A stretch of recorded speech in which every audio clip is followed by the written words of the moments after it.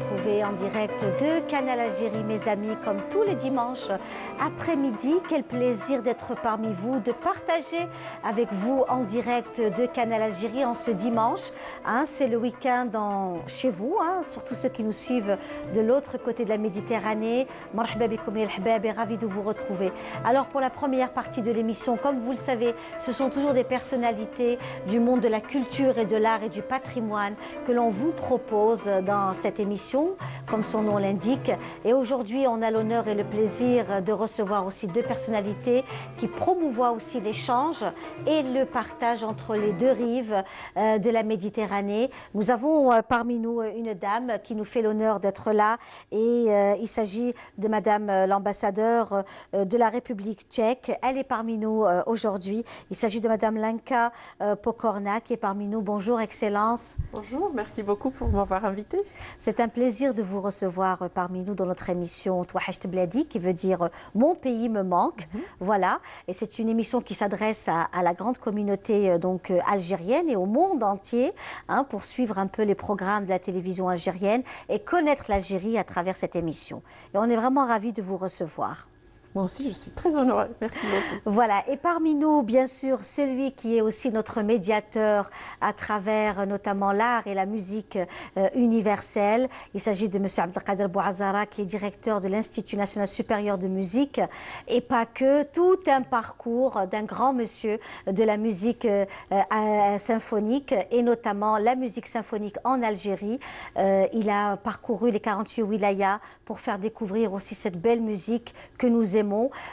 Et vous êtes aussi un grand militant de la culture universelle.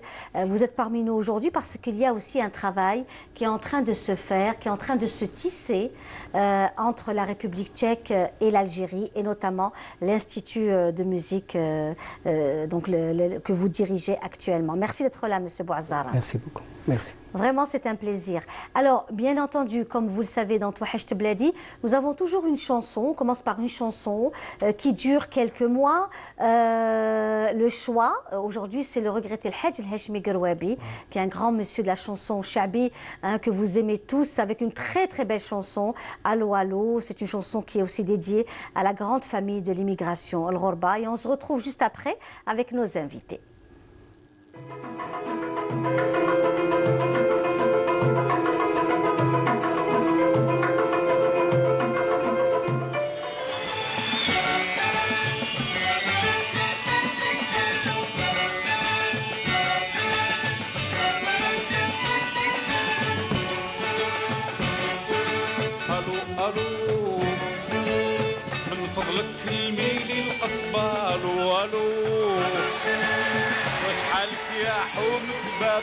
الو الو واش راهي بحذاك القبة يفرح على وليد فلان واش راهي بحذاك القبة واش راح على وليد فلان قولي له راني في غربة من وحش وشعلت نيران من وحش وشعلت نيران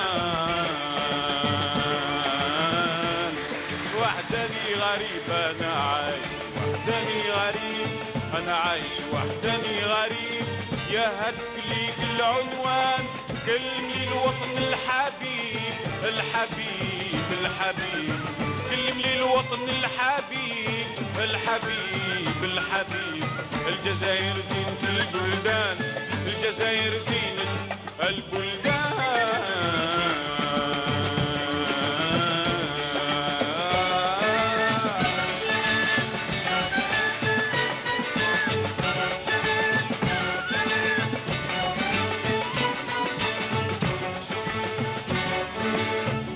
الو من فضلك ديري لي مزية الو الو كلمي لي المدنية الو الو راه الوحش كثر عليا من بالكور كبير الشان راه الوحش كثر عليا من بالكور كبير الشان خليت فيه ريحة والدية واحباب ناسي والجيران احبابي وناسي والجيران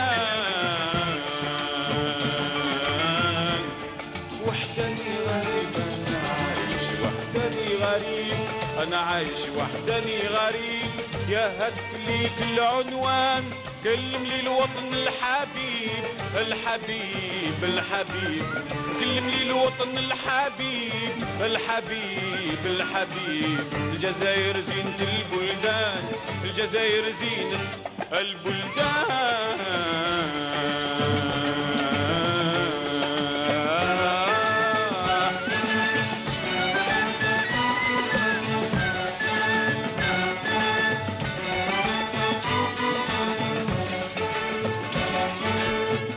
الو قول فيني وشنو هذا الو نرجع في ساحة الشهداء الو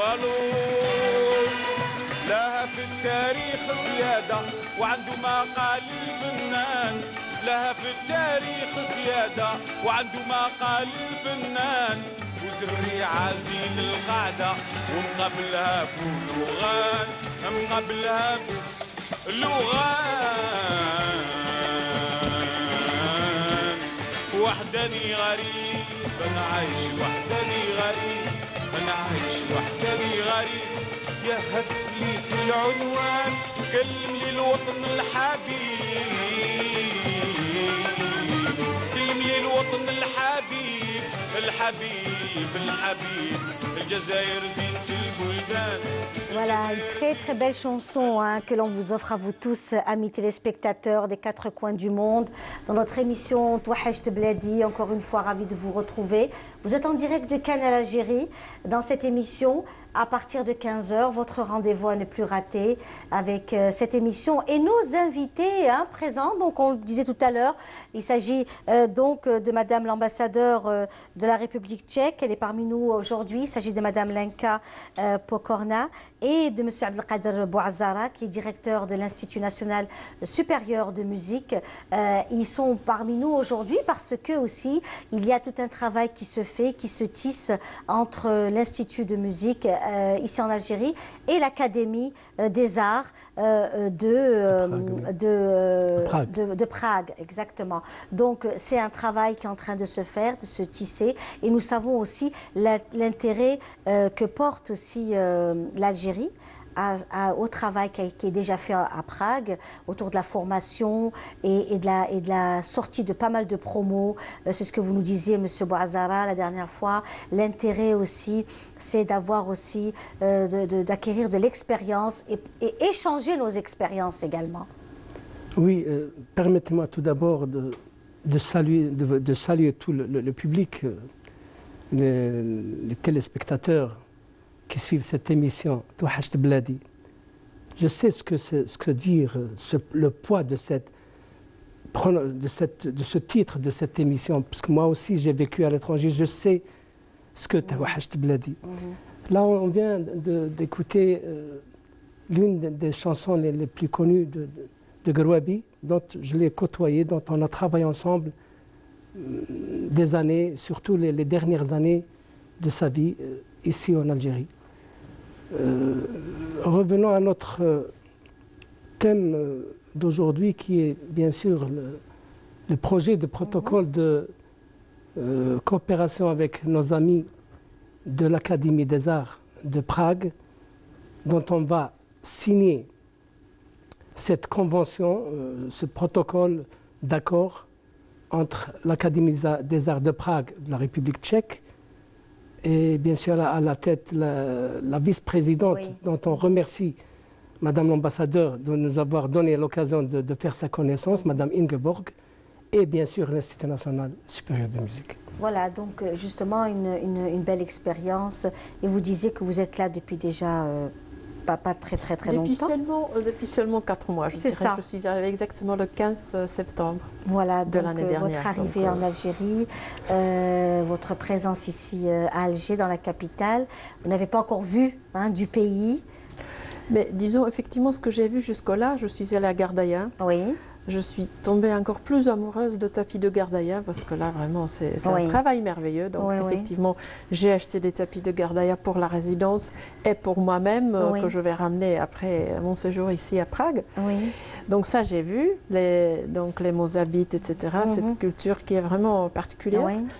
Et puis, je suis allée à Oran, Oui. Donc j'ai vu Oran, Tlemcen, un peu ce côté-là de l'Algérie. Maintenant, je m'apprête à partir dans la direction Est. J'ai fait l'Ouest, donc je vais faire Est. Oui.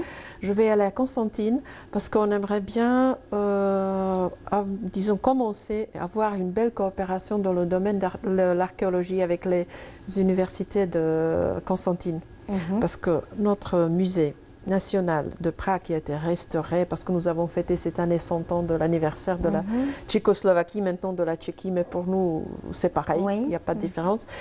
Donc ils sont très intéressés à faire une coopération sur les fouilles archéologiques avec l'Algérie. Ils ont déjà commencé auparavant, mais ça n'a pas tellement, disons, abouti. Donc maintenant quand je suis arrivée, parce que c'est un domaine qui m'intéresse, donc on espère pouvoir vraiment commencer à travailler ensemble. Et on sait que l'Algérie est carrément un musée à ciel ouvert, justement, n'est-ce pas? Constantine, donc, qui est aussi très riche de par son patrimoine, tout le territoire national, hein, quand on sait qu'il y a tellement de parcs aussi qu'on préserve naturels. Hein, que ce soit le parc de la Gare et on citerai, nous avons tellement de sites extraordinaires à Tiaret, à l'ouest, à l'est, au centre, donc il y a vraiment beaucoup à voir. Vraiment beaucoup à voir. Ça c'est sûr. Moi je dois dire un peu surprise de toute la richesse, disons si vous voulez touristique, donc artistique que l'Algérie peut offrir. C'est un peu dommage que ce n'est pas assez connu par les touristes en Europe qui sont juste en face, de l'autre côté de la Méditerranée, parce qu'on ne s'imagine pas de l'Europe, par exemple, la richesse pour ce qui concerne les monuments laissés par les Romains. Les gens n'imaginent pas. Les gens connaissent un peu la Tunisie parce que les Tchèques partent souvent en Tunisie ou même au Maroc, mais l'Algérie, ça reste un peu inconnu, terra incognita si vous voulez. Donc, mais il y a tellement de choses à voir, c'est vraiment magnifique. Dans tous les sens, le Sahara, puis les peintures rupestres, c'est des choses merveilleuses qu'il faut, je dirais, je plaide toujours pour plus de promotion de l'Algérie vis-à-vis de l'étranger. La destination Algérie. Absolument. Voilà, mais ce que je peux ajouter, n'oublions pas les grandes traditions entre nos deux pays, entre l'Algérie et la Tchéquie. D'ailleurs, la République tchèque, la Tchécoslovaquie. Les deux sont acceptables. Absolument. Et puis là, on va ouvrir un grand horizon à travers la musique. Puisque la musique, on chante chaque homme sans distinction d'origine ni de sa langue. Et c'est comme elle a été créée avant lui, ce qui lui a permis de prendre de ses sentiments, de ses pensées. C'est grâce à son excellence que nous allons bientôt signer ce protocole d'accord dans le cadre de la formation, puisque c'est le point essentiel, c'est la formation. Tout d'abord, c'est d'encadrer nos jeunes étudiants de l'Institut national supérieur de musique Mohamed Fouzi, ainsi que les grands, des éminents professeurs et musiciens de l'Académie des Arts, dont on va profiter le maximum. On va déployer tous les moyens possibles et nécessaires pour donner à nos étudiants de continuer leurs études supérieures à Prague et vice-versa. Aussi, on va essayer d'inviter le maximum de professeurs pour encadrer nos jeunes étudiants ici même à Alger.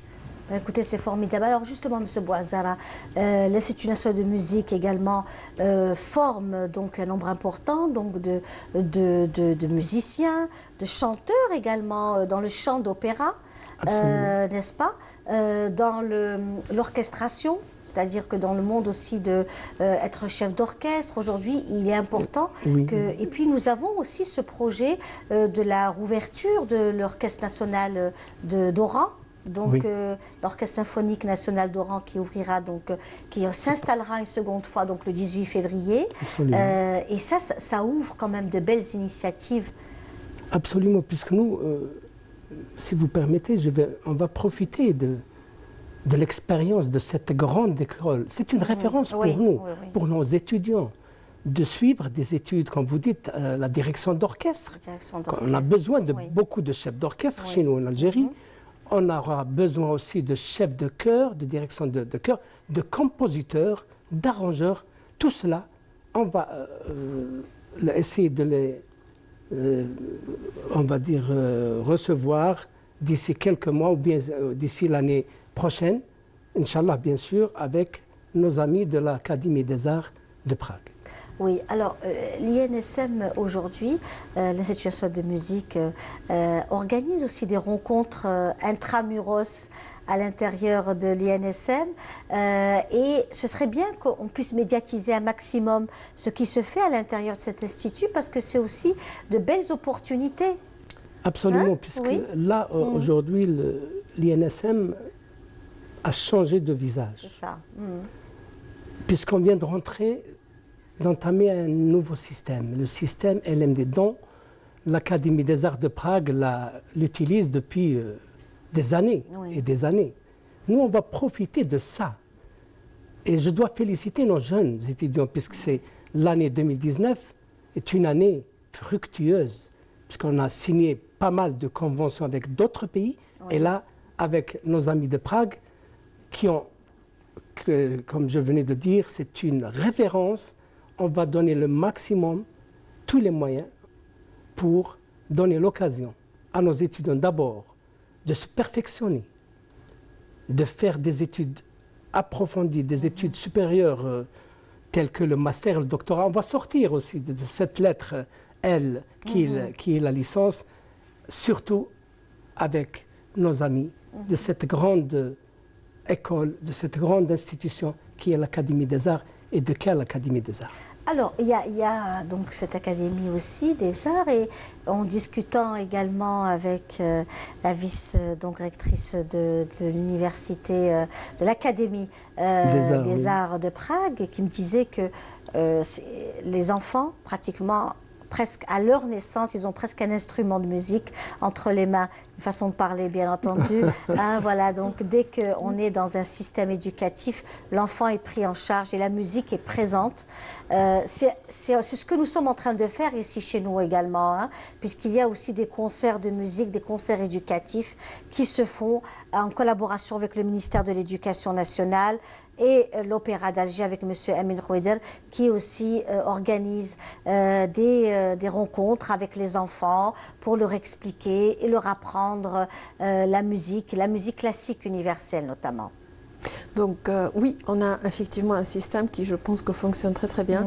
C'est-à-dire que, disons, à côté de l'école, entre guillemets, disons normale, vous avez toujours dans chaque région, dans chaque ville, vous avez toujours des écoles de musique. Et c'est vraiment un programme je crois, de 12 ans, que les enfants, quand ils sont petits, donc la première année, à l'âge de 6 ans, ils vont là après l'école. Et c'est 1 fois, 2 fois par semaine. Donc la première année, ils chantent, ils s'initient un peu à la musique. Et l'année suivante, normalement, ils choisissent soit le chant, soit un instrument de musique. Donc, et après, ils font 1 fois par semaine l'instrument de musique, mettons le violon. Et après, ils font un cours de solfège. Et ça, il faut passer des examens à la fin de chaque année. Donc vraiment, c'est du sérieux, quoi. Oui, je n'en doute pas. S'ils aiment bien beaucoup, s'ils sont assez forts, s'ils sont assez doués, ils peuvent continuer au conservatoire, ce qui est niveau supérieur, ce n'est pas le niveau universitaire. Et après, ceux qui le souhaitent vraiment, ils peuvent continuer à cette Académie des Arts qui, pour nous, a 3 facultés, la faculté de musique, de théâtre et de cinéma. Très bien. Et si je peux encore me permettre, donc ici, je voudrais à cette place remercier beaucoup votre ministre de la Culture, parce qu'il nous appuie beaucoup, il nous a reçus avec Madame vice-rectrice, moi je suis allée déjà le voir, rencontrer avant, donc c'est avec lui un peu qu'on développe maintenant d'autres opportunités, d'autres choses qui pourraient être développées, une coopération bilatérale. On parle surtout de cinéma de la faculté qui a donné, disons, des bons cinéastes. Je ne sais pas pour ceux qui connaissent Miloš Forman, donc celui qui a fait Amadeus. Donc ils sortent de cette école-là et elle a assez réputée même au niveau, même à l'étranger. Donc là, c'est quelque chose que nous pouvons partager et nous le ferons volontiers avec l'Algérie. Eh bien, écoutez, c'est parfait, c'est très beau. On va rester dans le monde de la musique, toujours et encore. Et cette fois-ci, c'est de la musique andalouse. Un très, très beau concert qui a eu lieu à la salle Ibn Khaldoun ce week-end. Et c'est notre collègue Nessima Imloul qui a assisté et qui revient avec ce beau reportage. Un voyage dans le temps à travers le parcours de Nedjma qui sera retracé par une quarantaine de jeunes et talentueux musiciens venus des 4 coins du pays, représentant les 3 authentiques écoles du terroir algérien pour former l'ensemble Safar sous la direction du chef d'orchestre Khalil Baba Ahmed. Safar s'est constitué à travers les masterclass qui se sont tenues lors du festival international des musiques anciennes et de la musique andalouse. On a reçu dans les 100 et quelques candidatures à travers le territoire national. On avait retenu 40 musiciens. Voilà, on avait pratiquement 7 ou 8 wilayas qui étaient représentés et de différents âges. Donc les plus jeunes font 12 ans, les plus âgés sont âgés de 30 ans. Ils veulent que cet orchestre-là existe sous cette forme. Donc un orchestre des jeunes qui touche donc principalement au patrimoine algérien.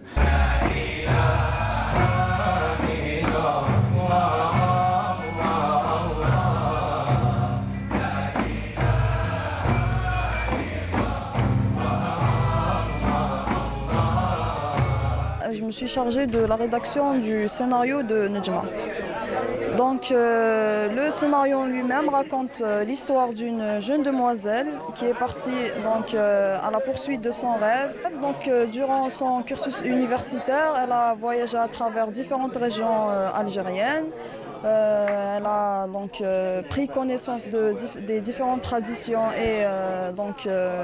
et différents patrimoines de chaque région. Elle s'est faite influencer par toutes les ambiances qui régnaient au sein de chaque région.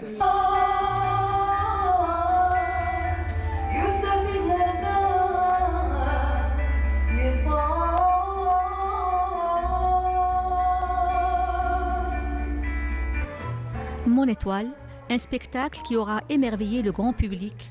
Une réalisation qui mêlera pièces instrumentales, chants traditionnels et populaires, narration et poésie.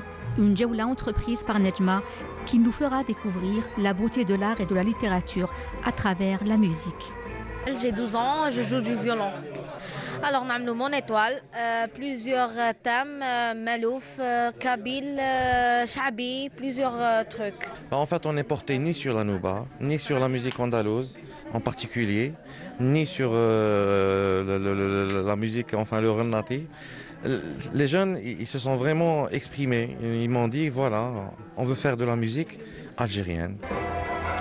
À travers ce tableau musical, les jeunes musiciens voulaient donner vie à un orchestre qui rimera avec créativité, innovation et jeunesse, en apportant un nouveau souffle à la musique algérienne qui allait leur permettre de s'imposer sur la scène artistique.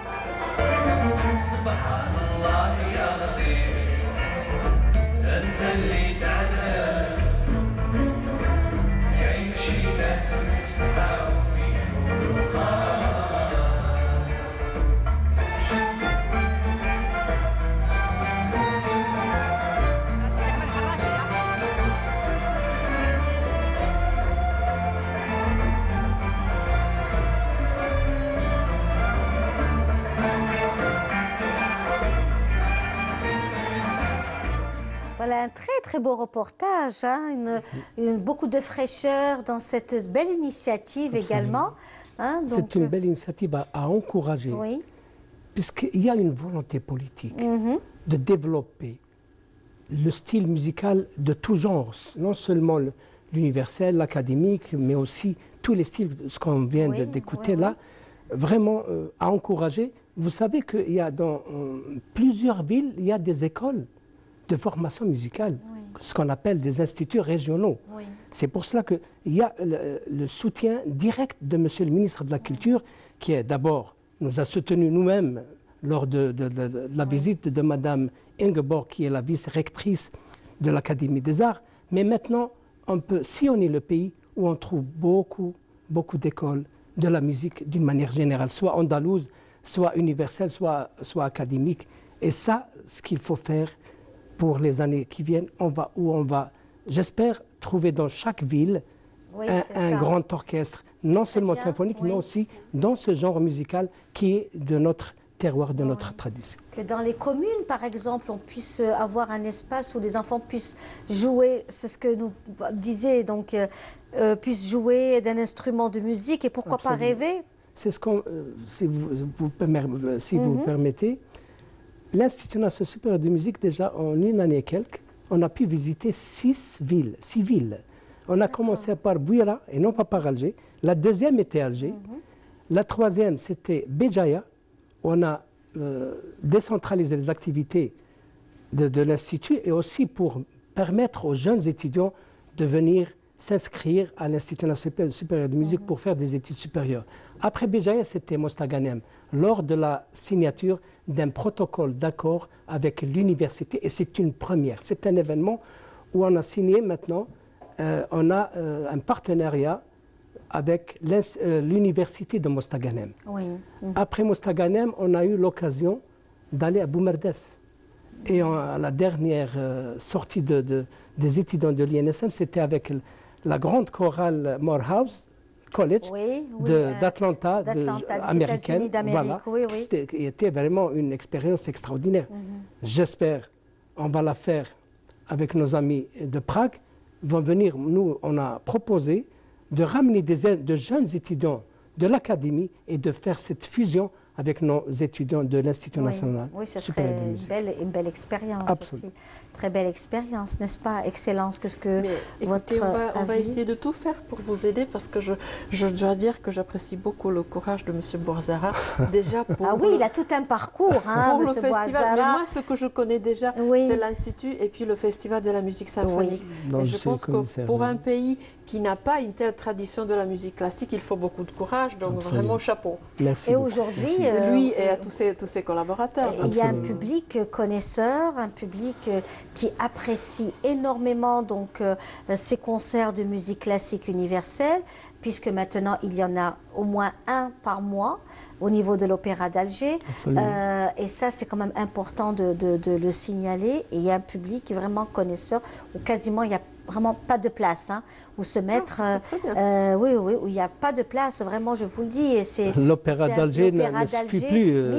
1400 places. Des fois, on est arrivé avec, comme disait son Excellence, on est arrivé jusqu'à 1800 lors de la 10e édition du Festival international de musique symphonique. On était émus, et lui, même, Monsieur le ministre, il m'a dit comment on va faire. Il n'y a plus de place. Les gens arrivent en masse et surtout en famille. On voit les enfants, les parents et les grands-parents. Ça, c'est magnifique. C'est une première pour nous. C'est vrai que les enfants, les parents, maintenant, il y a cette conscience, cette prise de conscience de prendre ses enfants avec soi et de sortir en famille pour assister à un concert de musique classique. Et je trouve ça vraiment formidable. Vraiment. Et à encourager. Et je suis certaine qu'il y a une véritable tradition de la musique classique universelle qui s'installe réellement chez nous, ne serait-ce que dans les grandes villes, hein, Oran, Constantine, ici à Alger, c'est confirmé. Vraiment, quand il y a un concert, on sait que les places, il faut aller très très tôt pour pouvoir s'installer parce qu'il y a énormément de monde. Pour dire à son Excellence qu'on était à Ravdaïa avec l'orchestre, puisqu'on a sillonné le pays, il nous restait une seule ville, peut-être on va la faire, Inch'Allah, c'est Tindouf. Et comme ça, on clôture le territoire. Il y a un engouement extraordinaire, surtout les jeunes qui veulent apprendre à jouer un instrument tel que le violon, le piano et j'en passe. Et vous savez, il y a de cela une quinzaine d'années, c'était plutôt des personnes d'un certain âge qui venaient au concert de M. Bouazzara, puisqu'on est amis depuis très longtemps, hein, avec M. Bouazzara. J'avais les cheveux noirs corbeaux, on se connaît. Et je me souviens, c'était quand même une certaine, j'allais dire, couche sociale de personnes âgées qui apprécient la musique classique.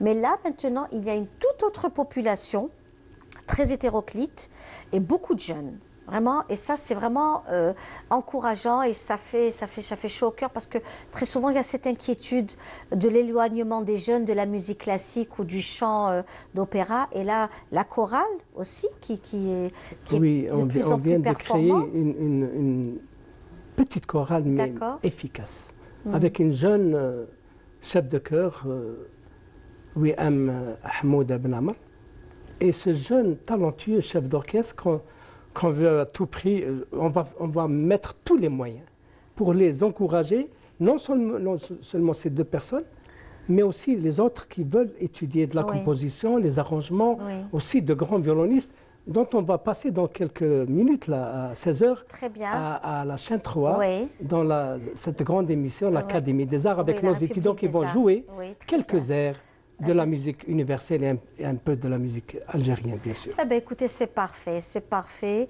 Et on sait qu'on va vous laisser, là, dans quelques instants, partir. C'était un plaisir de vous avoir reçu, Excellence, dans notre émission. Merci pour votre invitation. Voilà, Touhaj Bladi, qui est une émission en direct et qui est suivie à travers les 4 coins du monde, où on peut aussi découvrir l'Algérie dans sa diversité. Cette Algérie qui avance aussi avec ses hommes et ses femmes et qui fait aussi de belles choses, vraiment. Absolument. Donc merci beaucoup. J'espère que nous allons contribuer à ce développement, à cet amour pour la musique classique ici en Algérie, en mettant en avant nos meilleurs hommes et femmes. Eh bien, écoutez, c'est merveilleux, c'est merveilleux. On reste toujours dans l'art et les rendez-vous culturels. Avant de vous dire au revoir, bien entendu, on va apprécier un reportage, ou alors une chanson, oui, une chanson avec Mohamed Lamari que l'on salue, que vous connaissez bien aussi. Hein. Vous avez beaucoup travaillé avec Mohamed Lamari, qui est un grand monsieur. Permettez-moi de vous remercier de tout cœur de nous avoir donné cette occasion de parler de cet jeune établissement qui est l'Institut national supérieur de musique, dont ses étudiants seront les futurs artistes de notre grand pays, l'Algérie. Et je salue en parallèle, bien sûr, Mohamed Lamari. Lamari, qui est un monsieur extraordinaire et qui est toujours avec une voix exceptionnelle, que l'on salue aujourd'hui, hein, que Dieu lui prête vie, longue vie, une bonne santé surtout. On le salue vraiment. Et puis un jour, on fera une émission Touhaj Bladi chez vous, à l'Institut de musique. Avec un grand plaisir. Hein, vous nous recevrez? Avec plaisir. Hein, on viendra. Qu'est-ce que tu en penses, Khalifa Balaman? Hein, on fera une émission chez monsieur, donc en face du Palais des Raïs et à l'intérieur de l'Institut de musique, qui est une très belle bâtisse, et on pourrait faire une très belle émission. Vraiment, on va y penser très sérieusement, et on invitera vous serez la première, là, puisque vous êtes... et lancer, pourquoi pas, le fameux projet aussi, que ce soit pour concrétiser ce projet. Hein, donc, ce serait quelque chose de formidable. Voilà. Merci beaucoup. Hein. Je vous en prie. Merci à vous d'avoir été parmi nous. À la prochaine. À très vite, à bientôt. Et tout de suite avec Mohamed Lamari. Et on se retrouve juste après avec d'autres invités.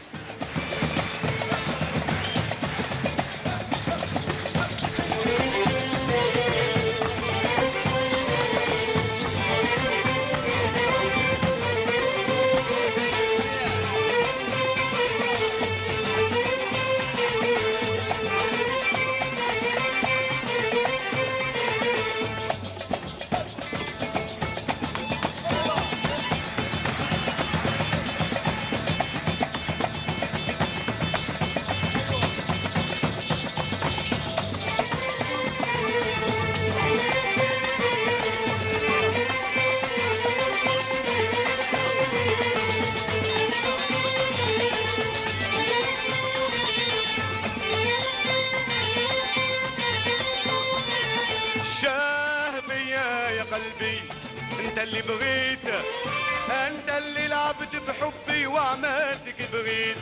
الشاشة فيا يا قلبي، انت اللي بغيت، وانت اللي لعبت بحبي وعملتك بغيت.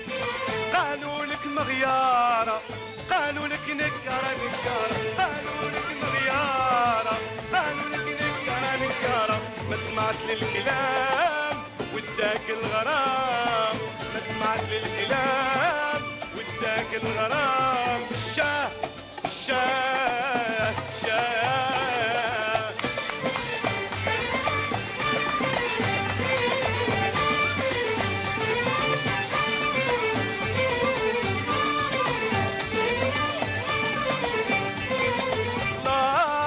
الله يلا ما فاتني صبر، قولوا لي وعلاش الغش والغدار. لا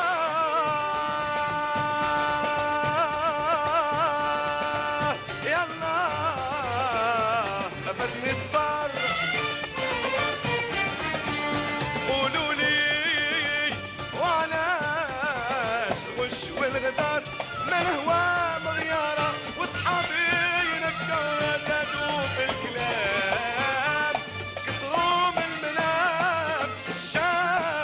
شه شه شه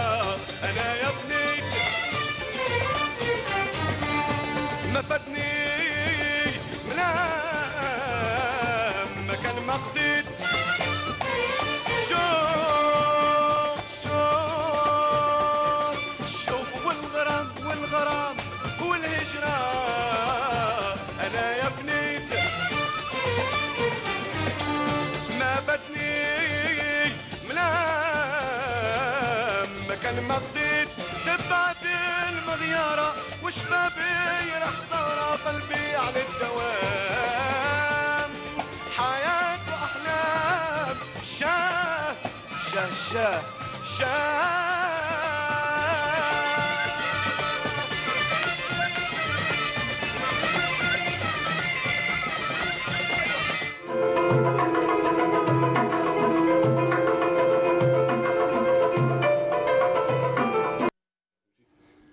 Voilà, et la deuxième partie de notre émission Touahcht Bladi, Marhaba bikoum ya l'hbab. C'est toujours un plaisir d'être parmi vous. Deuxième partie de l'émission, c'est, vous savez que nous accordons une grande importance à la formation professionnelle et au métier, voilà, au métier qui valorise la personne et qui lui apporte vraiment une dignité et aussi un avenir prometteur. À cette occasion, nous avons parmi nous donc un représentant du ministère de l'Enseignement et de la Formation professionnelle. Il s'agit de M. Saddir Koudil qui est parmi nous aujourd'hui. Merci d'être là. Merci, merci à vous, merci pour l'invitation. C'est toujours un plaisir d'être parmi vous.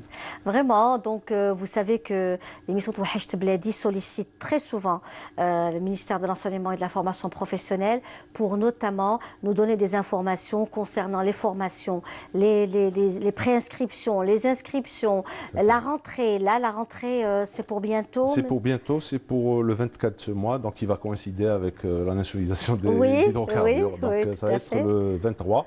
Oui. Et à ce titre, d'ailleurs, les inscriptions courent toujours pour toujours les indécis. Donc, s'ils veulent rejoindre les bancs des établissements de formation, qui sont très nombreux, pratiquement dans tous les territoires, donc ils sont invités à se rapprocher pour s'inscrire. Et ceux qui veulent s'inscrire aussi en ligne, donc il y a le site du ministère qui leur ouvre les portes pour s'inscrire en ligne. Donc, c'est le www.mfep.gov.fr. Voilà. Alors pour ceux qui nous suivent aujourd'hui, comme vous le savez, M. Saddir Koudil, nous avons une communauté algérienne qui veut être formée aussi et avoir des certificats diplômants. Hein, donc une étude avec on finit avec un diplôme. Le diplôme de la formation professionnelle pour certains sont des métiers sont des diplômes avec lesquels on peut travailler ailleurs. Tout à fait. C'est ça que aussi les gens très souvent ne le savent pas, mais ce sont aussi des formations diplômantes et qui ont aussi cette capacité de pouvoir travailler ailleurs. Absolument. En Europe. Tout à fait, tout à fait. D'ailleurs, je ne sais pas si je dois dire heureusement ou malheureusement, mais il y a quand même des formés du secteur de la formation et de l'enseignement professionnel qui avec le diplôme du secteur, le diplôme algérien, trouvent aisément, je souligne ça, aisément un travail, que ce soit aux États-Unis, au Canada et en Europe. Et inversement, ici même, les gens qui ont des diplômes, que ce soit français ou autres, il y a ce qu'on appelle, il y a toute une direction qui s'occupe des équivalences de diplômes. Donc même nos compatriotes, même qui sont ailleurs et qui sont qui veulent travailler, justement investir ici. Donc même s'ils ont un diplôme étranger, ils peuvent avec disons une équivalence de diplôme pouvoir travailler ici. Et inversement, même nos diplômes, d'ailleurs c'est simple, des institutions européennes ou américaines nous sollicitent le MFEP pour dire cette personne qui veut plus de précision par rapport au diplôme. Oui. Donc à travers quelles sont les compétences inhérentes au métier, les modules. Donc on nous redonne cette information et c'est pour ça que je dis heureusement ou malheureusement. Heureusement pour le type lui-même s'il veut aller travailler ailleurs, mais malheureusement pour l'économie. Oui, donc, bien sûr, on souhaiterait les avoir algérien a investi nous, sur cette personne, en termes de formateurs, en termes d'équipement, etc. Alors, aujourd'hui, au sein du ministère de la Formation et de l'Enseignement professionnel, les métiers, beaucoup de métiers sont vraiment d'actualité, comme par exemple... On avait reçu une enseignante qui nous avait fait parler aussi du métier de fleuriste. Oui. Dans certains centres de formation professionnelle, ce sont des métiers qui ont quasiment disparu chez nous. Alors ça se fait par héritage, de père en fils ou sur le tas. Mais là, vraiment, revenir à ces métiers vraiment qui font partie de notre quotidien, acheter des fleurs, savoir offrir une fleur, un beau bouquet, comment le présenter, etc. Il y a tellement de choses qui se font aujourd'hui autour des fleurs. Donc, j'ai trouvé ça vraiment très intéressant. Absolument. D'aller dans ces détails. Bon, j'ai donné ce détail de fleuriste. Oui, ça peut être pour autre chose, hein, comme la réparation des ascenseurs.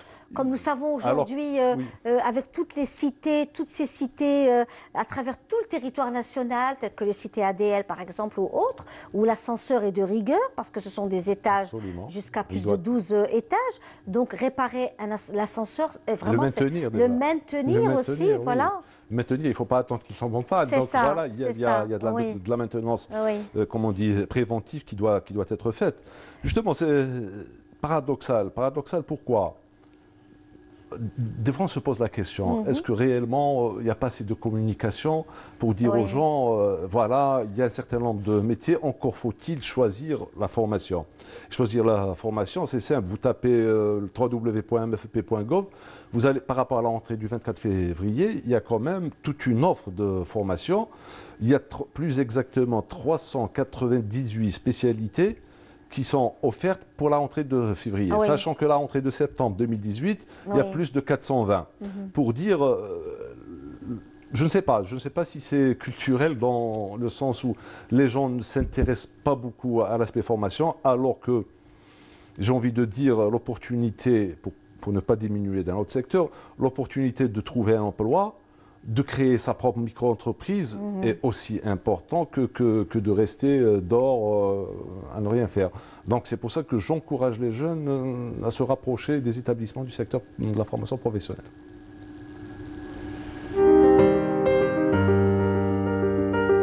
Touhachte Bladi vous est présenté par Arabesque.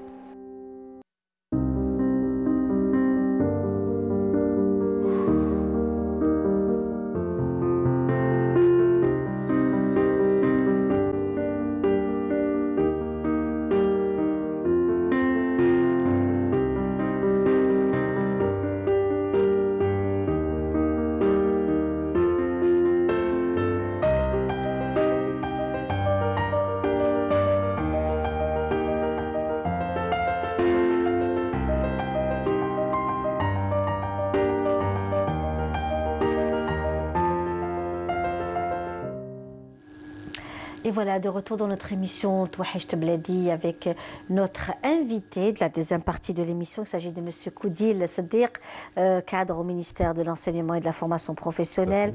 Il est parmi nous aujourd'hui où il est question justement de la... Parce que vous avez deux rentrées en fait, celle de septembre et celle de février. C'est une deuxième chance aussi que vous donnez, que vous accordez aux jeunes notamment, pour se former. Et nous savons que ce sont des formations non payantes. Tout à fait. Donc, gratuites. C'est le service public, donc c'est un service public avec d'autres services publics. Effectivement, donc, mis à part si les 50 dinars qu'ils payent, mais en plus de ça, ils perçoivent même une bourse. Pour ce qu'on appelle les stagiaires, donc les personnes qui sont sur place, qui étudient sur place, il y a ce qu'on appelle les apprentis. Donc c'est les gens qui sont au niveau des entreprises, des administrations, des ateliers. Et là, c'est carrément, ils perçoivent un pré-salaire qui va jusqu'à 80% du SMIC. Donc Donc justement, on ne peut qu'encourager les jeunes justement pour se rapprocher au niveau des... Mais c'est important d'être dans la visibilité parce que aujourd'hui, il est important de vulgariser l'information. Voilà, de la vulgariser. On n'est pas obligé de parler de la formation professionnelle que dans des secteurs bien rigides ou économiques, mais dans une émission comme la nôtre, qui est une émission familiale, conviviale, où on peut parler simplement de ce que nous faisons, ce que les jeunes qui pourraient être formés aujourd'hui en après-midi, on peut parler des projets de la formation professionnelle. Absolument, absolument. Comme je viens de le dire, surtout avec le partenariat que le secteur fait avec les différents départements ministériels, les confédérations, les entreprises. Donc justement, tout ce travail-là est fait pour qui? Pour le jeune. Justement pour qu'il puisse déjà qu'il y ait cette adéquation très difficile à faire, certes, mais pour qu'ils se rapprochent au mieux de cette adéquation formation-emploi. Donc, les personnes qui sortent d'une formation donnée, qu'ils apprennent un métier, donc ils vont directement vers l'emploi. Et j'ai envie de dire, j'insiste toujours là-dessus, c'est très important.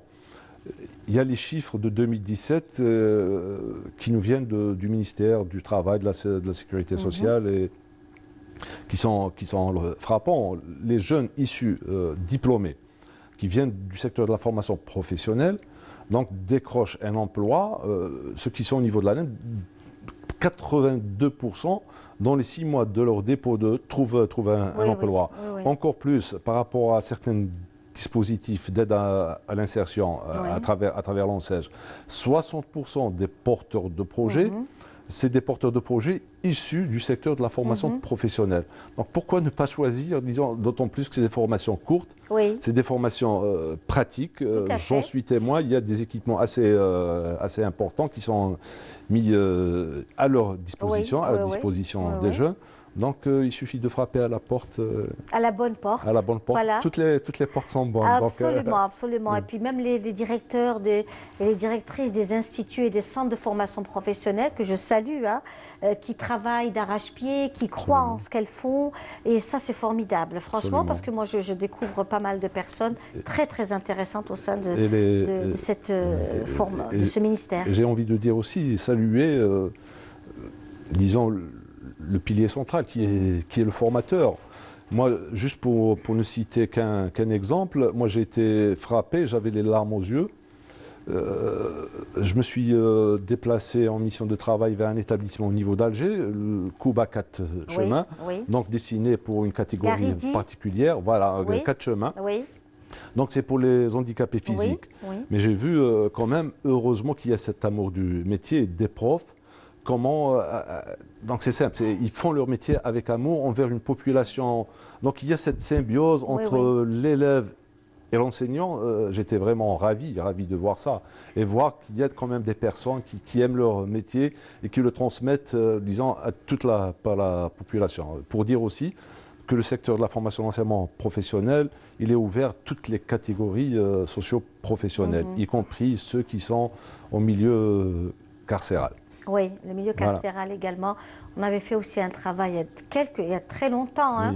Il se fait jusqu'à présent. Oui, on avait reçu des modèles de produits faits par des personnes en prison, voilà, donc, et qui avaient fait de très très jolies choses. On avait reçu à l'époque le directeur des centres pénitentiaires, donc ici au niveau d'Alger, et qui avait présenté ce travail des personnes. Donc vraiment, c'était quelque chose de très très intéressant. Il faudra qu'on revienne aussi à ça et découvrir le travail de toutes ces personnes.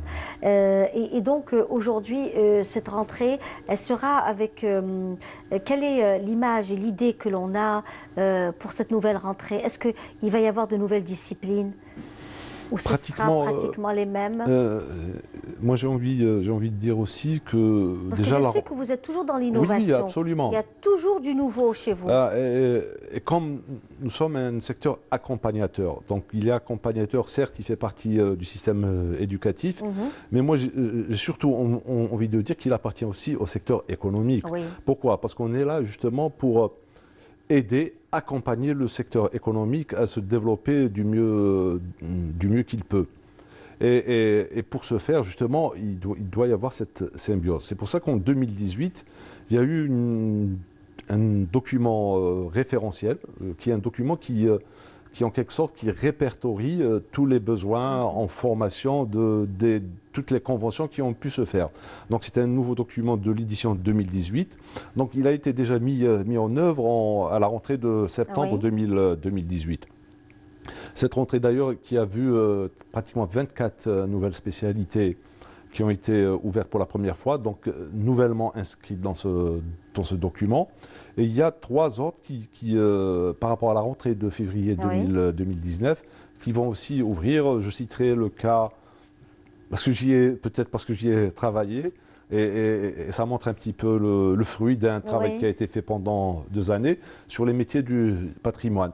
C'est ça, le patrimoine bâti. Donc, voilà, justement, on y revient parce que nous, dans Touachecht Bladi, le patrimoine aussi, c'est l'une de nos... Ça tombe bien, alors. Ça tombe vraiment très bien parce qu'en fait, même ce que nous avons aujourd'hui autour de nous, ce travail, j'imagine aussi qu'il y a aussi ce genre de travaux se font également au sein de la formation professionnelle, que ce soit dans la céramique, le travail sur bois, la restauration. Vous avez même signé un contrat avec Darsouf dans le cadre de tout ce qui est travail sur stuc, ornement, décoration.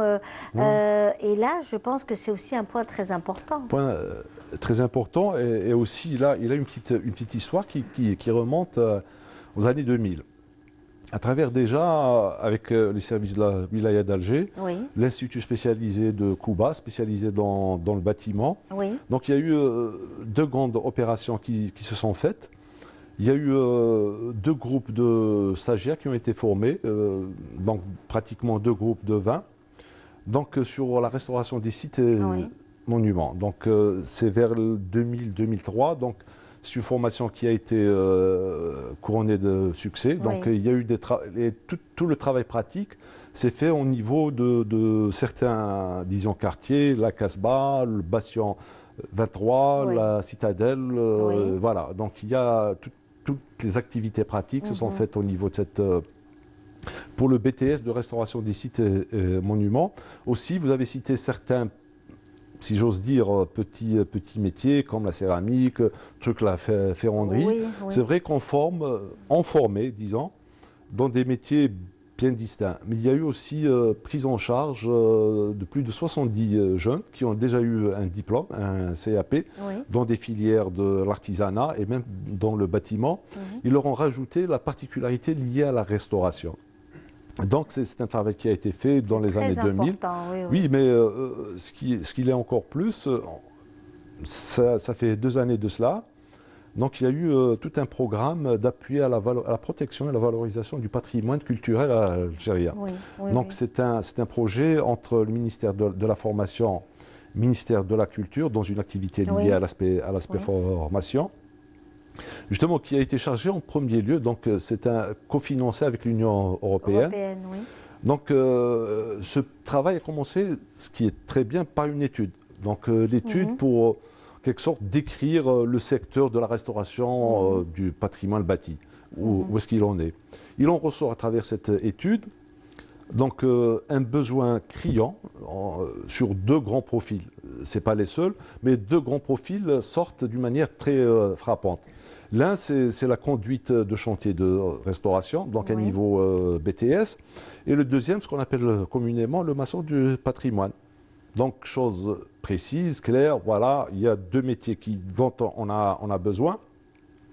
Donc, il faut développer ça. Donc, il y a eu une deuxième étape qui a été faite, c'est travailler les programmes de formation et surtout, travailler sur la ressource humaine. Puis c'est quelque chose de nouveau. Je peux avoir un programme de formation le meilleur qu'il soit, mais si je n'ai pas le formateur qui puisse en quelque sorte transmettre ce qu'il y a dans le programme, donc en quelque sorte ça n'aurait servi à rien. Donc c'est pour ça qu'il y a eu un travail de formation de formateurs. Donc il y a eu 2 groupes de 15 personnes. Donc 15 qui ont été formés vers le brevet de technicien supérieur en restauration, en conduite de restauration du patrimoine bâti, et 15 autres pour maçon du patrimoine. Ces 15 ne sont pas tombés du ciel, donc on a identifié avec le ministère de la Culture quels sont les wilayas où le besoin se fait réellement sortir. Donc on a choisi par rapport à un profil prédéfini les wilayas concernés. Donc on a ramené des formateurs des wilayas identifiés communément avec le ministère de la Culture. J'insiste là-dessus pour dire que quand même il y a un travail très étroit qui a été fait. Oui. Il y a eu aussi cette assistance technique en termes d'ingénierie pédagogique à travers la désignation d'un expert qui est venu, surtout une école qui a assuré la formation des formateurs, une école assez importante, connue en France. C'est, je ne sais pas si je dois la citer ou pas. Donc, mais elle est spécialisée surtout dans la formation continue, dans la restauration du vieux bâti. Donc, en quelque sorte, voilà, l'école a été identifiée, spécialisée. Il y a une grande importance, c'est-à-dire que le ministère accorde une grosse importance à la préservation du patrimoine. Absolument, non, bien sûr. Parce que je pense que c'est aussi la mémoire d'un pays, c'est l'image d'un pays. Quand on va dans un pays, première des choses qu'on découvre, c'est d'abord l'architecture. Hein. C'est d'abord l'architecture, voilà. Et ensuite la gastronomie, la musique, etc. etc. Voilà. Et nous, on salue parce que vous avez aussi des ateliers de pâtisserie chez vous. Tout à fait, tout à fait. Voilà, vous avez des ateliers. Nous aussi, on a nos ateliers de pâtisserie, comme vous le constatez. Et là, on salue justement Madame, notamment Madame Hajira Khiyar. On la salue, vraiment. On lui souhaite plein de bonnes choses à Madame Hajira Khiyar et notamment la pâtisserie La Rose Magique au Golfe, Al-Mouradia. Sans oublier également la pâtisserie Boubker qui elle, donc de la rue Didouche Mourad, une ancienne pâtisserie, et on les salue également, voilà, pour leur travail et leur amour aussi, parce que ça aussi, cela fait partie de notre image, de notre identité, et le tourisme ne peut exister qu'à travers un tout. Non, mais vous l'avez si bien dit, j'ai envie de rebondir sur ce mot, amour.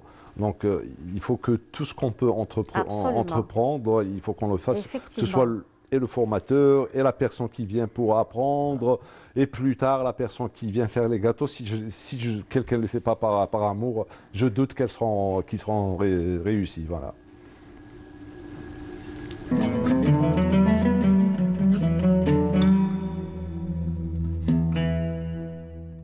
Bismillahirrahmanirrahim. إن الصلاة كانت على المؤمنين كتابا موقوتا صدق الله العظيم.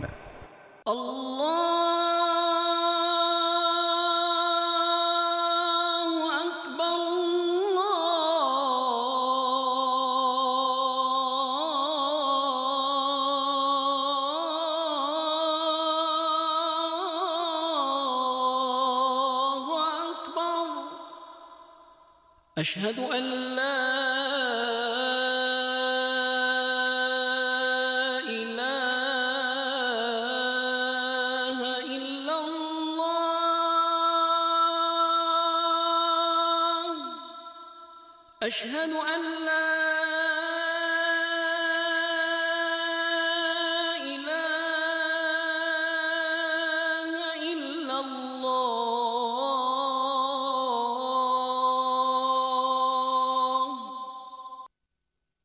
أشهد أن محمدًا رسول الله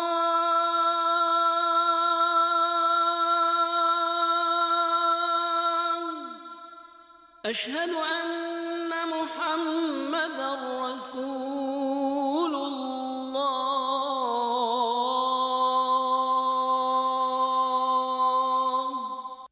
حي على الصلاة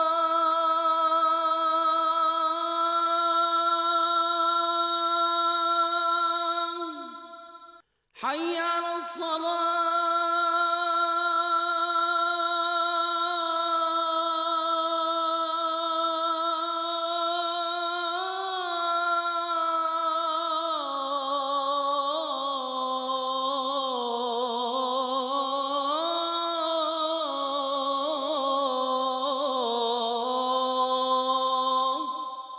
حي على الفلاح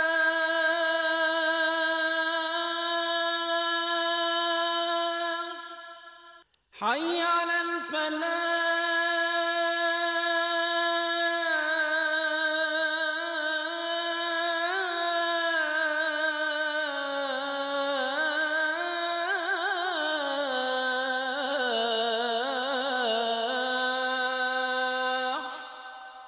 الله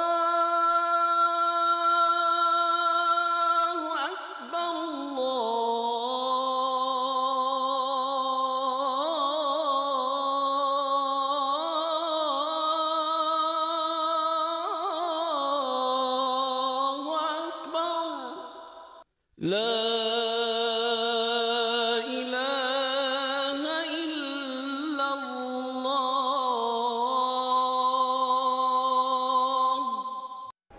رب هذه الدعوة التامة والصلاة القائمة آت محمدا الوسيلة والفضيلة والدرجة الرفيعة وابعثه اللهم مقاما محمودا الذي وعدته.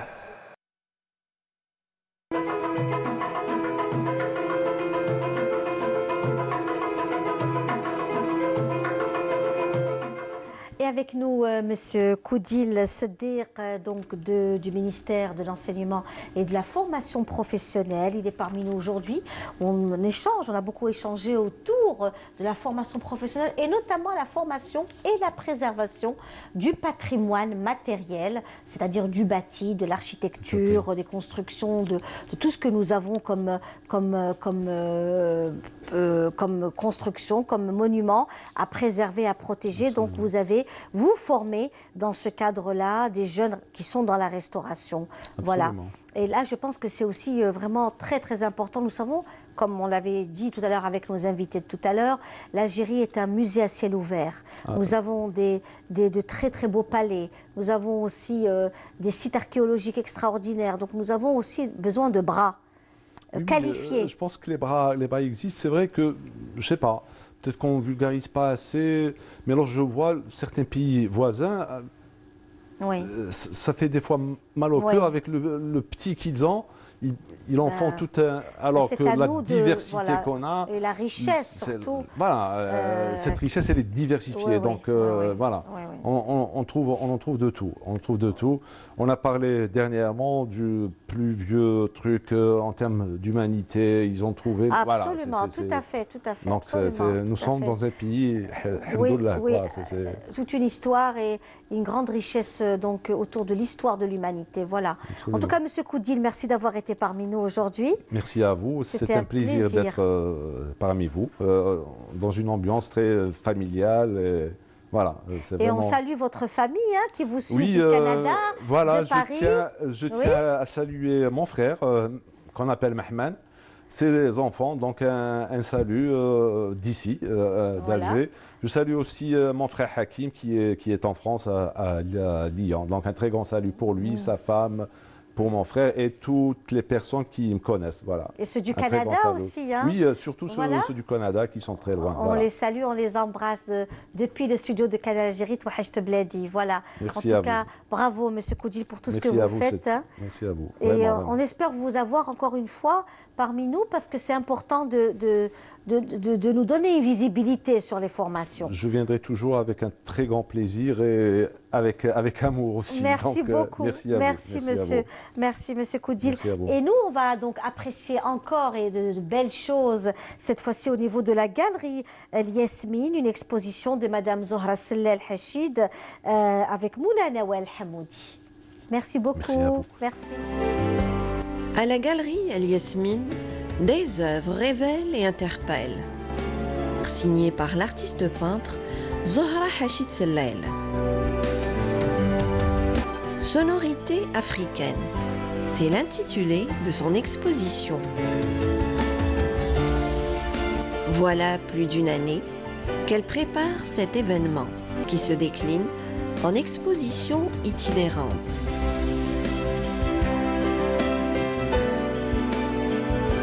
Ma nouvelle démarche dans la galerie, c'est de promouvoir l'art algérien à l'international.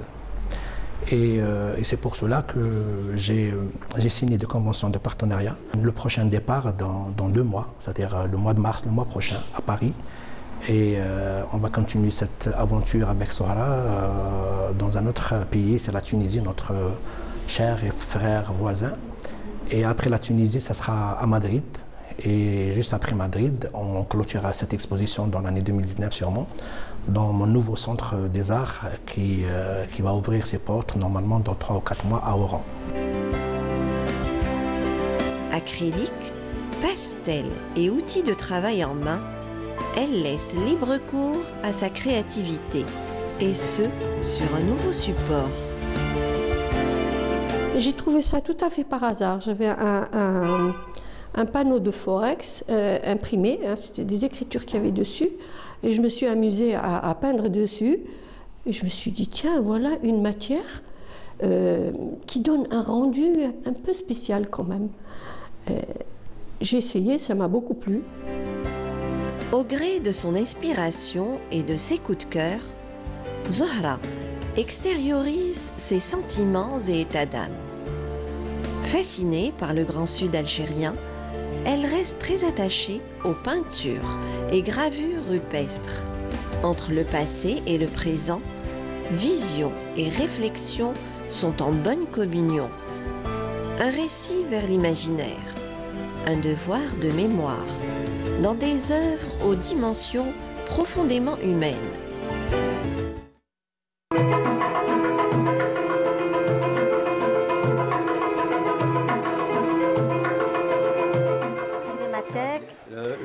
Voilà, donc ravi de vous retrouver, mes amis, en direct de Canal Algérie, le 3e plateau. Ce sont des invités qui nous viennent de Mascara, une très très belle ville que nous aimons, Mascar, la ville de l'émir Abdelkader également.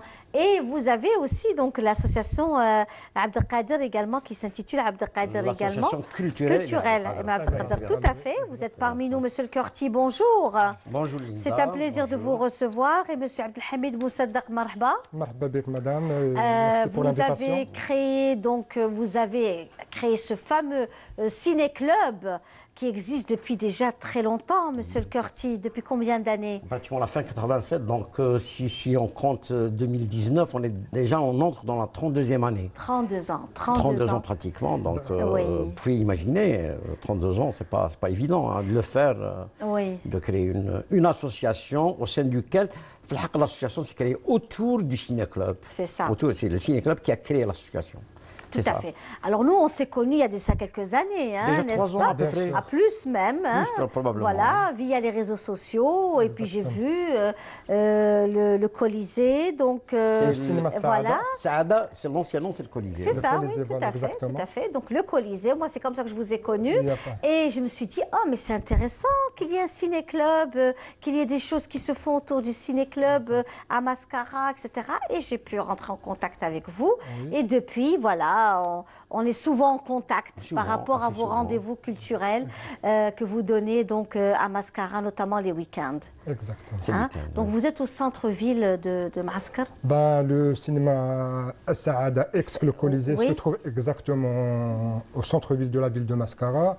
Il a été rénové, entièrement rénové, équipé d'un matériel DCP. Pratiquement Mascara a été la première ville dotée de ce genre d'équipement. Ce qui nous permet d'avoir une qualité de film, de son et aussi les sièges. Tout est bon pour poursuivre. Très bien.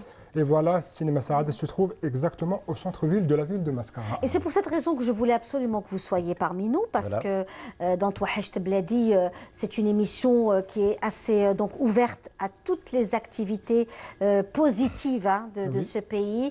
Et en même temps, c'est une fenêtre ouverte aux activités d'associations comme vous, parce que vous êtes aussi, vous faites partie de toutes ces activités donc citoyennes.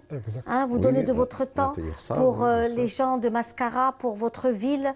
Et des villes limitrophes aussi. Il y a parfois des gens qui nous viennent de Saïda, d'Oran, juste pour assister à nos activités qui s'articulent principalement dans la projection des films, mais aussi par des ventes dédicaces de jeunes ou moins jeunes auteurs qui font sortir leurs romans ou nouvelles. Entre autres, on a par exemple la promotion, les ventes dédicaces de M. Ahmed Bdjaoui que vous avez reçu. Oui, on l'a reçu. Il était ravi parce qu'il vous a aussi découvert quelque part. On lui a donné une carte blanche. Oui, on lui a donné une carte blanche. Je l'ai ramené avec M. Amour Hakkar, qui est un réalisateur algérien installé en France, franco-algérien. Non, mais il était ravi de savoir qu'il y avait un ciné-club aussi actif au niveau de Mascara. C'était une très belle séance. On a fait pratiquement salle comble. Il y avait les vieux, les jeunes, les femmes. C'est une qui était venu à Mascara. Voilà, donc nous voyons les photos là. Oui, donc voilà exactement la vente dédicace de ces deux. De son livre. Là où vous avez un doyen du ciné-club, en l'occurrence. M. Hamdani, oui, il est fondateur du ciné-club. Oui. Très bien. Voilà. On va passer aux autres photos. Voilà, elles vont défiler dans quelques instants. Oui. Et donc, d'où est venue cette passion du cinéma? Est-ce que justement, oui. je rebondis sur ça. On est un peu les enfants de M. Khaled Djaoui, du Téléciné Club. Oui.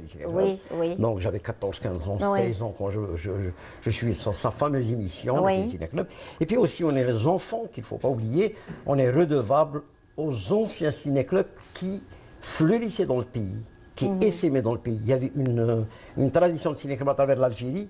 Et Mascara était doté d'un excellent ciné-club. Je parle de la fin des années 60, début des années 60, tout le long des années 70. Il y avait un excellent ciné-club. Donc, on était là, on assistait, on était jeunes, étudiants, lycéens, et on assistait à ça. On était nourris à ce cinéma. Et puis, il ne faut pas oublier, on est aussi des enfants des salles du cinéma qui fonctionnaient normalement. Très bien. Alors là, c'est une conférence, c'est une vente dédicace. D'accord. De M. Dahoud Abti, qui est un non-voyant, un passionné de cinéma, un ancien ingénieur agronome, qui est aussi écrivain actuellement. Oui. Et ça, c'est son premier recueil de nouvelles qu'il a écrit, donc on lui consacre. Parce qu'il n'y a pas que le ciné-club, il y a aussi, il faut dire que l'association culturelle Amir Abdelkader fonctionne aussi par rapport à d'autres activités. Comme lesquelles, par exemple? À un certain moment, il n'y avait pas de maison de culture, donc on faisait pratiquement, il n'y avait pas d'autres associations culturelles.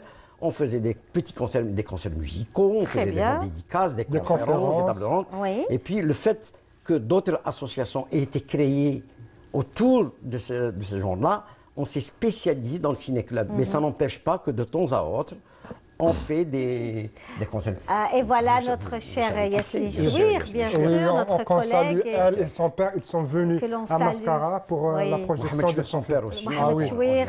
C'était une très belle séance. J'imagine, formidable. Elle est d'une générosité extraordinaire. Absolument, que l'on salue aujourd'hui Yasmine Chouir. Lui et son père et sa mère. Tout à fait, on la félicite pour le travail, pour son parcours également de réalisatrice. Son film fait pratiquement le tour du monde. À chaque fois qu'il participe à un festival, c'est toujours un succès. Et sa disponibilité. La personne de Yasmine Chouir, son humilité aussi. Elle est magnifique. Magnifique. Magnifique et magnifique. Absolument.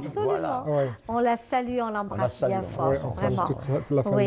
Et donc, vous organisez ça une fois par mois, une fois par quinzaine, vos rendez-vous chaque semaine? Chaque jeudi à 18 h, il y a une projection. Pratiquement, on a 4 projections par mois. 4 ou 5, c'est selon.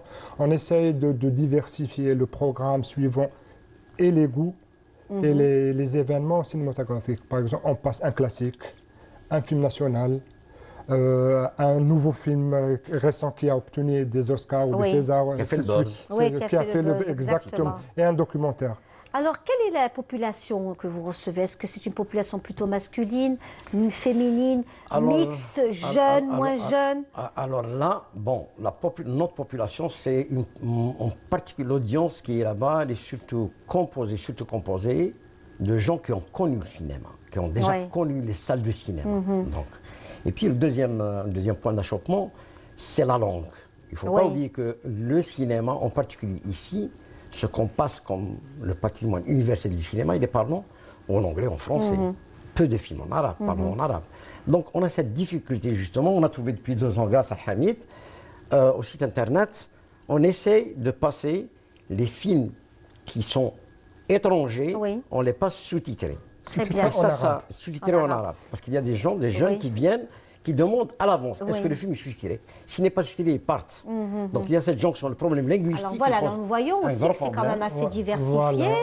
Et vous avez aussi une présence féminine. Oui, de temps en temps, lors d'événements, la présence féminine. Parce que Mascara, une petite ville, l'horaire 18 h, il faut penser à un film qui est long. C'est ça. Avec le débat, ça va s'allonger la nuit. Donc quelquefois, ils nous demandent de faire plus tôt, mais c'est difficile parce que on essaie de satisfaire le maximum de gens. 5 heures, après 5 heures, les gens sortent du travail. 6 heures, le jeudi, fin de... Il ne faut pas oublier qu'on est des bénévoles. C'est ça. On a tous, chacun d'entre nous a un travail, des contraintes familiales. Et on essaie de joindre un petit peu tout ça. Voilà, et ça, c'est... et aujourd'hui, le fait de vous sentir quand même que cette association avance, Elle avance, elle se fait connaître, vous avez une population, et c'est comme disait tout à l'heure, c'est avec de l'amour et de la persévérance qu'on arrive, parce que rien ne se fait facilement. Pardon? On commence à s'user quand même. Vous rayonnez, vous êtes rayonnants tous les deux, là, Hébert. Depuis quelques temps, il y a des jeunes, on essaie de justement d'intéresser. Les jeunes, le problème, il est là, c'est l'outil qu'ils ne maîtrisent pas. D'abord, l'outil linguistique pour passer. Mais depuis quelque temps, on a trouvé des jeunes intéressés de reprendre le ciné-club. On leur accorde une séance par mois. On leur a demandé de prendre 2 séances par mois. Ce qu'on appelle une carte blanche. Une sorte de carte blanche. Pour animer 2 fois par semaine. Le temps de prendre le pli et rester dans le... Ce que je voudrais souligner, c'est surtout que depuis quelques années, il y a une floraison du ciné-club en Algérie. Il y a depuis un certain nombre d'années. Après Mascara, il y a eu Chrysalide d'Alger, qui a formé pas mal de gens. Tout à fait, Chrysalide, Chrysalide, qui malheureusement n'existe plus. Alors vous avez aussi Sinuvert. Il y a Sinuvert. Je ne sais pas si vous les connaissez. Oui, bien sûr. Vous les connaissez, Sinuvert? Voilà, c'est des jeunes formidables. Absolument. Voilà, là c'était aussi une projection de... Oui, c'est la dernière séance qu'on a passée jeudi passé. On a reçu Monsieur Hassan Mezzine, qui est venu de Paris. Il a présenté son film à Mascara, puis à Tlemcen, puis à Alger hier, un documentaire sur France Fanon. Très bien, France Fanon, tout à fait. On l'a passé hier à la Cinémathèque d'Alger. Absolument. On l'a aussi à Mascara. C'est tout à fait vrai. Je parlais du ciné-club, il y a eu Projecteur de Bdjaya après Chrysalide, et puis Percy Ciné à Steph, et puis à un certain nombre, il y a un effet boule de neige. Et là, il y a un nouveau ciné-club qui vient d'être à Cherchel. Ah ben voilà, c'est une bonne chose. Voilà, à Cherchel, donc il a été créé il y a 15 jours. Ah oui. Vous avez le scoop. Parce qu'on les a reçus aussi. Voilà, et c'est formidable parce qu'en fait, ce sont des personnes qui sont aussi passionnées de cinéma et qui ont lancé leur ciné-club il y a 15 jours exactement. Et nous avons un autre scoop à vous annoncer, aux téléspectateurs de Canal Algérie. On est en train de créer le réseau des ciné-clubs. C'est très bien ça. On va les inviter à la mi-mars, pendant les vacances scolaires.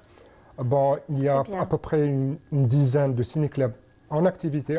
On va aussi essayer d'inviter le ciné-club de Cherchel à nous joindre pour voir les perspectives, comment travailler ensemble, coordonner nos activités. Comment asseoir les possibilités en fédération, en réseau, en association, coopérative. Cinéma, il y a Cinébonne, il y a Percy Ciné. Alors là, nous voyons aussi d'autres photos. On a reçu Madame Farida Sabondji, qu'on salue avec le doyen. Ça, c'est celui entre Sabondji, c'est l'ancien animateur du ciné-club de la fin des années 60, l'ancien animateur du ciné-club de Mascara.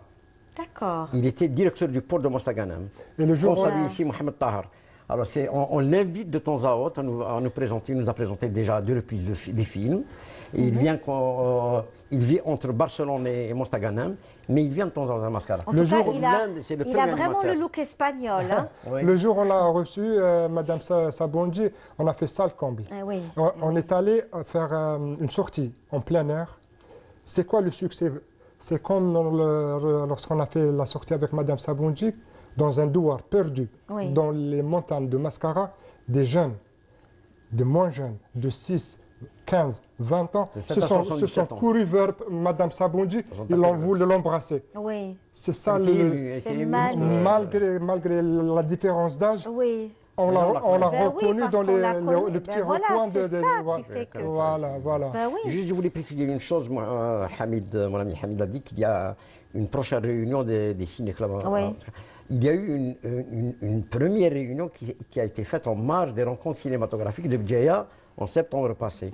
Avec les ciné-clubs existants, une dizaine de ciné-clubs aussi. Donc, avec cette deuxième rencontre, on va essayer de renforcer ce réseau et l'asseoir d'une manière définitive et probablement lancer l'idée d'une rencontre annuelle des ciné-clubs à Mascara. Genre festival. Genre un festival.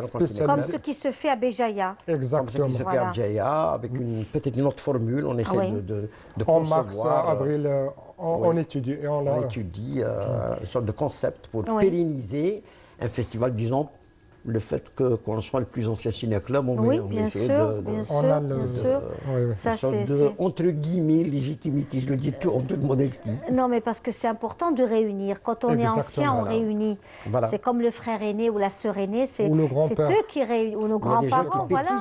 Il y a des jeunes qu'on a vus à Tlemcen dernièrement. On a accompagné Hassan Mezine avant-hier à Tlemcen présenter son film. Alors, il y a eu aussi, j'ai reçu également un jeune passionné de cinéma qui organise aussi des projections de films dans des restaurants. Ah bon?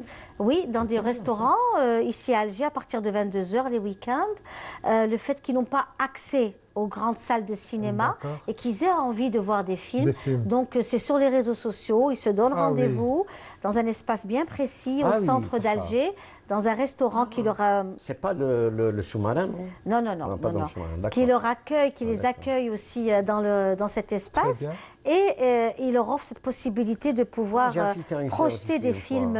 Et ce sont vraiment des jeunes très jeunes. Il loue la salle, je pense. Non, c'est ouvert. Ah, c'est ouvert, c'est ouvert et vous pouvez aller...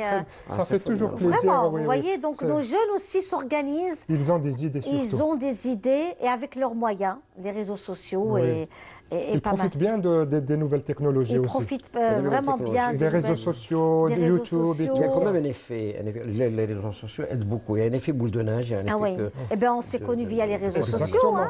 Je pense qu'on ne serait jamais rencontrés ou croisés s'il n'y avait pas ces réseaux sociaux. Le bon côté des réseaux sociaux. Le très bon côté. Moi, je pense qu'aujourd'hui, quand on sait utiliser les réseaux sociaux à bon escient, on ne peut que réussir. Franchement, on ne peut que réussir. Et moi, j'y crois beaucoup parce que mon métier aujourd'hui est lié aux réseaux sociaux. Vraiment, lié, complètement. Donc, vous-même, aujourd'hui, quelles sont les difficultés que vous avez, les contraintes qu'on puisse avoir quand on crée un ciné-club qui a 32 ans de vie? C'est un peu... Je ne sais pas, peut-être pour nous, peut-être le problème ne se pose pas tellement, parce que depuis le temps qu'on est là, on s'est créé une certaine légitimité qui nous permet de continuer. Je pense aux nouveaux ciné-clubs qui ont des difficultés à avoir une salle, mais on parlait surtout la persévérance. La persévérance, l'endurance, la persévérance. Les jeunes veulent réussir tout de suite, tout le temps. Ils n'ont pas ils ne donnent pas du temps au temps. C'est ça. Ils ne savent pas que chaque chose a besoin de temps, voilà, c'est exactement. Rien n'arrive en un claquement de doigts. C'est dans la douleur, dans la souffrance, dans la persévérance, la patience. Mohamed, pour raconter l'historique, on a commencé avec un téléviseur. On n'avait pas de DCP ni écran. On a utilisé des 16 mm dans le premier temps qui existaient dans la commune de Mascara. 16 mm qu'on a utilisé, usé et puis mis au rebut. Et puis, il n'y avait plus de 16 mm, il n'y avait pas de salle de cinéma, il n'y avait rien. On nous a offert, la commune nous a offert un grand téléviseur. Alors vous imaginez un grand téléviseur sur une table, sur une scène de théâtre, la salle de théâtre qui a abrité nos activités. Et les gens quand même venaient. Puis avec la découverte de ce nouveau jouet intéressant qui était le data show, le vidéoprojecteur, on a demandé à la direction de la culture à l'époque, M. Abdelhamid Boundine, qu'on salue ici, qui était l'ancien directeur de la culture, qui a mis à notre disposition un vidéoprojecteur. Alors là, on s'est éclaté. On pouvait enregistrer des films. Ah oui, formidable. On a un grand écran, un tissu blanc, alors on s'est professionnalisé. Un grand banc. Et puis la création de la Maison de la Culture, encore un saut qualitatif, une salle qui est réservée au ciné-club. Donc il y a un ciné-club avec le nom sur la porte, le ciné-club, une salle de pratiquement 80 sièges à peu près. Vous êtes bien organisé alors. Oui. Très bien. Et puis avec la restauration de la salle, c'était la cerise sur le gâteau. Puis voilà. Pratiquement, j'ai vu pas mal avec toute modestie, on a pratiquement la plus belle salle. Alors, vous nous donnez envie de venir, vous nous donnez envie de venir à Mascara. Vous nous donnez envie de venir, on va y réfléchir. Mais le siège de l'association se trouve ailleurs, dans un jardin qu'on appelle le jardin Pasteur, sous un pont. Mais c'est une culture underground extraordinaire. Super. Il faut vraiment visiter. On vous lance l'invitation. C'est très bien. On va rester avec vous et on va passer un reportage, notamment le portrait d'un passionné également, un maquettiste qui fabrique des bateaux liés à la période des courses, etc. Et c'est notre chanceuse, Lamia Boudbouda, qui l'a rencontré. Tout ressemble étrangement à l'original. Cordage, mât, voile, il ne manquerait que les eaux cristallines de la Grande Bleue pour que ces voiliers prennent le large. Ahmed Qasmi respire la mer et surtout les bateaux historiques. الحاجة الأولى كاع هي موهبة على كل حال بيسك نحبها ومنها ديتها هواية. نخدمهم شوية كنت صغير بالكرتون كي تعرفي كيفاه هادي بهادي حتى وليت نخدم لي ماكات هكذا.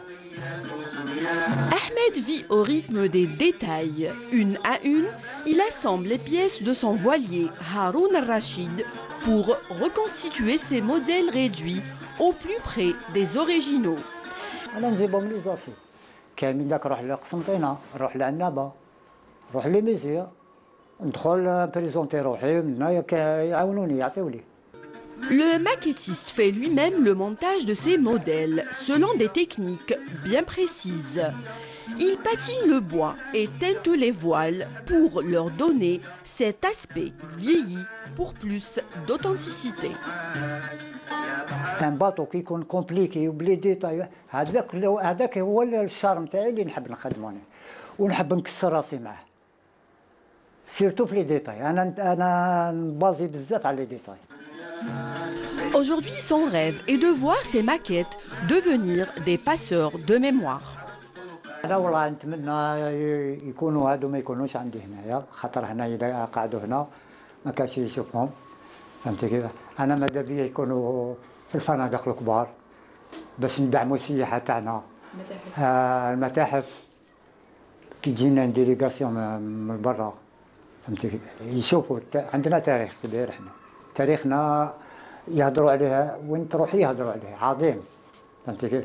لازم نبينوا لهم الحضارة تاعنا والتاريخ ديالنا.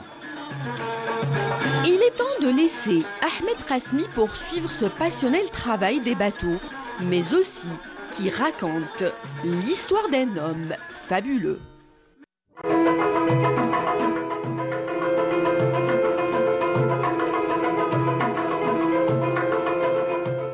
Voilà un très beau reportage, hein, où on découvre le monde le bateau, parce que la Méditerranée aussi, la période des courses, absolument, une très grande tradition. La flotte algérienne. La flotte, absolument. Oui. Donc ça aussi, c'est vraiment pour nous, ce genre de travail. C'est notre patrimoine. Notre patrimoine. C'est vrai que même dans nos traditions, très souvent dans les maisons, il y avait des bateaux.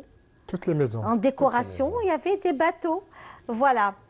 Donc on salue également dans le cadre de notre émission celle qui nous suit depuis la France et nous avons Madame Farida qui passe un bonjour à sa famille, à sa fille Emel en France et à sa belle-mère Tounsia et ses filles Hanan et Lemia et ses petits-enfants Naël, Céliane et Inès. J'espère qu'ils sont à l'écoute cet après-midi dans Touhajt Bladi.